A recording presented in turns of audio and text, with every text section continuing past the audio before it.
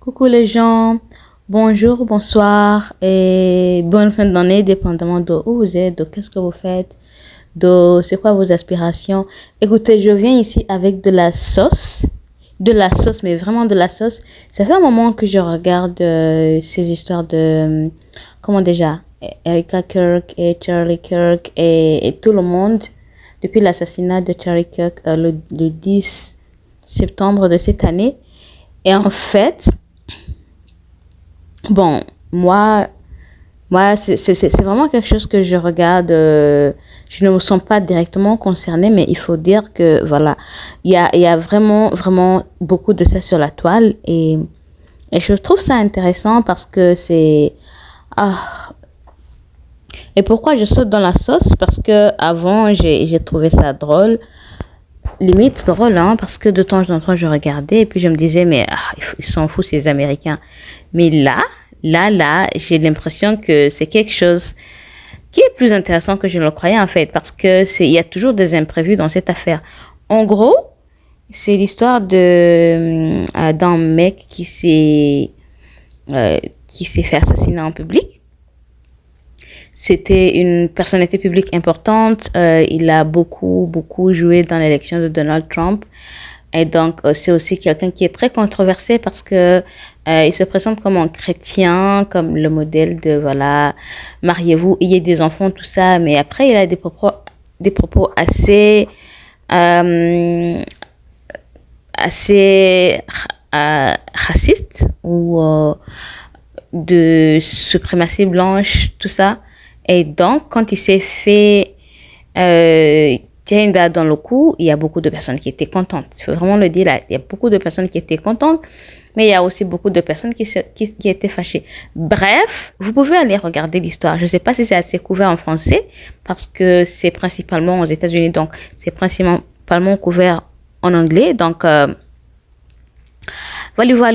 Ce qui est ici, qui m'intéresse dans l'histoire, c'est en fait que il y a Candace Owens. Candace Owens est une américaine, elle est noire américaine, et elle couvre surtout la question de Emmanuel Macron. En tout cas, c'est comme ça que moi j'ai commencé à la regarder.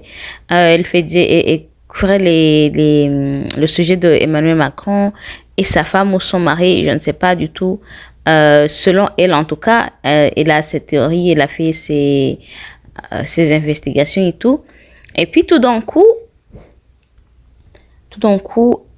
le Charlie Kirk s'est fait assassiner et puis elle aussi elle est controversée un peu parce que elle va parler de cette organisation Turning Point USA où Charlie Kirk était le chef de cette organisation, en tout cas le dirigeant, je sais pas, et puis sa femme qui était entre guillemets femme au foyer et tout. Et donc Candace Owens, cette américaine dont je parle, elle était vraiment, elle est là, voilà, elle dit, moi, je suis parmi les maçons de Turning Point USA, j'ai construit là, j'ai participé dans la construction.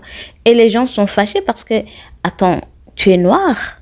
Et Turning Point USA, c'est quelque chose vraiment une organisation qui ne cache pas son mépris pour les Noirs américains, son mépris pour les Noirs. Et toi, tu te vends d'être là, d'avoir participé dans tout ça. Donc, elle est vraiment controversée.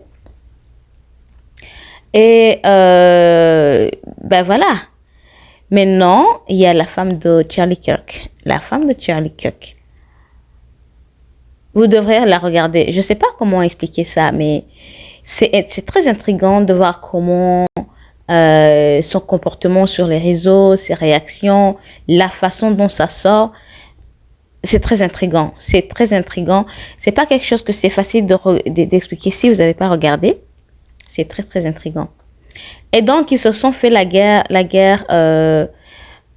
un peu silencieusement, et puis après ça a pris un autre tournant. Ils ont commencé à s'affronter indirectement sur les réseaux sociaux, notamment sur les interviews et sur la chaîne YouTube de Candace.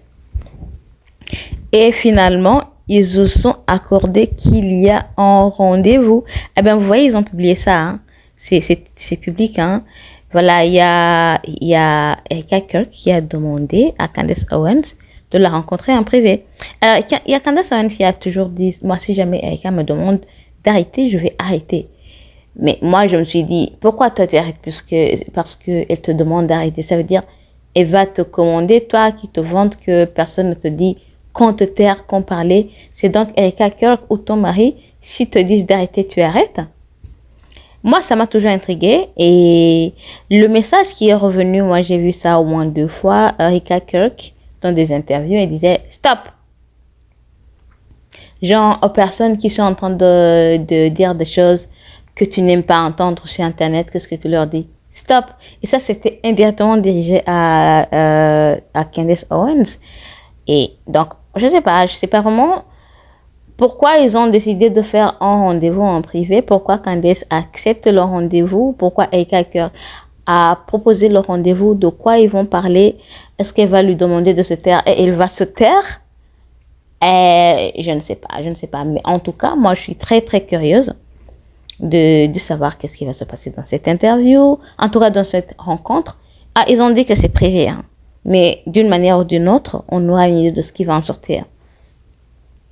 Candace est très... elle est un peu dans le caca, un peu. Après, c'est elle qui s'est mise là-bas. D'abord, c'est une personnalité qui a vraiment joué pour Turning Point USA. Elle a aussi participé beaucoup en faveur de l'élection de Donald Trump. Et tout de suite après,